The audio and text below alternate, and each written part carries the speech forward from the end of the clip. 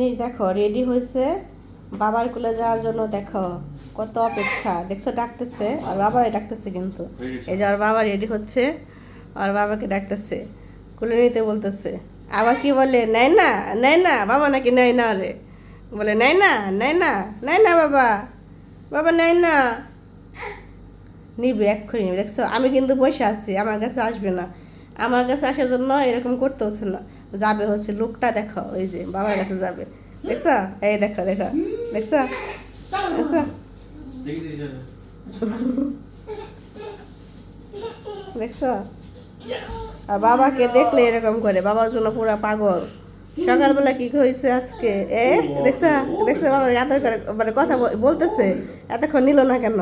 আর ভাষা হচ্ছে এটা, এতক্ষণ ডাকতে হলো। লাল জুতা পরছো? এই দেখো লাল জুতা পরছো আজকে। ওয়াও, জুতাটা আড়ং থেকে নেওয়া, সুন্দর না? উম্মা পড়ছো তুমি? মামা পড়েছো? তুমি রেডি? দেখো আমরা সবাই রেডি।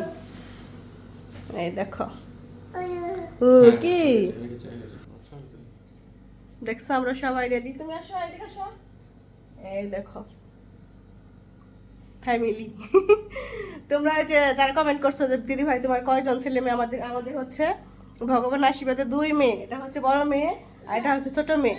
বড় মেয়ের বছর বয়স হচ্ছে 6.5 বছর আর ছোট মেয়ের হচ্ছে 16 মাস। তো কেমন লাগে আমাদের অবশ্যই কমেন্ট করে বলো কিন্তু। আমরা দেখো রেডি। আজকে হচ্ছে বাবা বাড়ি থেকে এক জায়গায় ঘুরতেও যেতে পারি, সেটা তোমাদের তো যখন যাব তখন বলবো, এখন আর বলে সেটা সারপ্রাইজ নষ্ট করতে চাই না। গরম গরম, দেখো এসি দিছে তাও গরম। আমাদের আসলে টপ ফ্লোর তো, এসিতেও কাজ হয় না।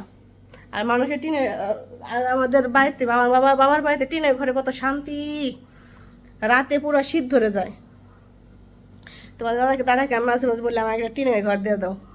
আর টিনের ঘরে আরেকটা হচ্ছে বিশেষত্ব হচ্ছে, বৃষ্টি পড়লে খুব ভাল লাগে, ঝিমঝিম শব্দ হয় না? আমার কাছে ওই জিনিসটা অনেক ভাল লাগে।